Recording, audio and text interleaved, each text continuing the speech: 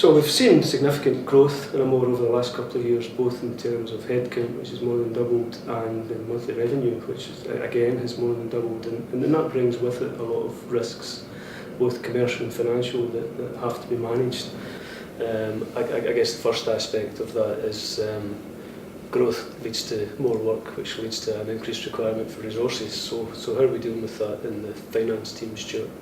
Certainly from a finance perspective, we've recruited a number of people into the team to beef that up, and myself being one of those people. I think what that's allowed us to do is place some of the dedicated finance resource into each of the three sectors. And I think we're seeing the benefits of that since the turn of the year in terms of better financial control in the sectors and better reporting back to us in the centre. So I do think that has a big benefit since the start of the year. And we've also been able to redefine people's roles that helps assist with that and puts us in a really good position for future growth.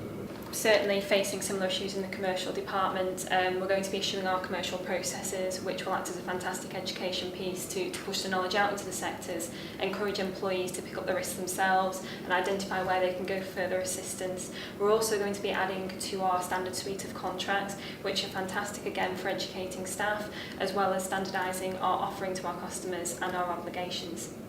I guess the next point after resources that we need to think about is just systems and process and stuff like that. And we have taken some initiatives in that area as well, haven't we? Yeah, just towards the end of this year, or just the year just past, we've clearly just kicked off our implementation of our new system across the business that will allow us to look at our internal control environment and tighten that up, and a lot of the processes and approvals that were manual historically are going to be automated. As a result of that, the timeliness of our internal management reporting and our external reporting will be significantly improved, and just the accuracy and reliability of what we produce as well. Good. One of the other aspects of growth which is very important to us is the percentage of international growth, and what challenges does that bring? Well, I suppose the key one for me, from a contracting point of view, is the use of international jurisdictions in our contracts. We have to be that little bit more aware of local peculiarities and be prepared to look for in-country advice where required.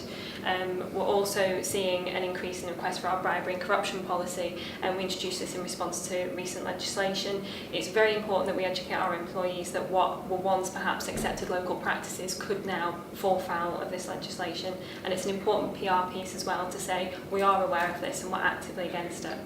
Another aspect of international expansion is obviously the foreign exchange risk that comes with these contracts in overseas territories, and what we're doing to address that risk is putting in a group-wide forex policy that will give appropriate guidelines to the people in the business as to how to hedge these exposures when they're entering into contracts in the overseas territories. So that's something that we're in the process of putting in place at the moment, and hopefully will be with us in the next month or so. Yeah, I mean, it's certainly in terms of the larger contracts, we're also seeing an increased demand for bonds, and we've addressed this with the bank and arranged a facility to allow that. Naturally as well, we're seeing a massive increase in the liability caps and the penalties that we're facing. We aim to combat this primarily through speaking with the project management and the delivery staff to ensure that they're aware of the risks and that we have a better appreciation of them, to help with the negotiation and to take a much more calculated view of any contract that we wish to engage in. We're talking about larger contracts, both as you say, overseas and domestically.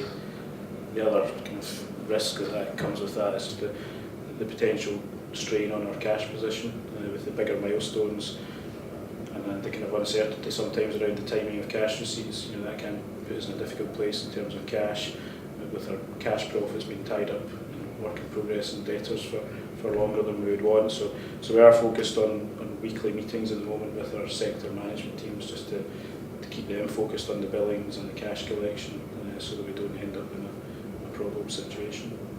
Yeah, so I guess there's a lot in that piece, and there's a lot that comes with growth in terms of risks and management of risks, and I think it's important that we've identified these and we're moving along the road to addressing them and trying to put new controls and things in place to make sure it's a nice managed growth that we achieve, and it's well controlled. Yep. Thanks very much. Thank you.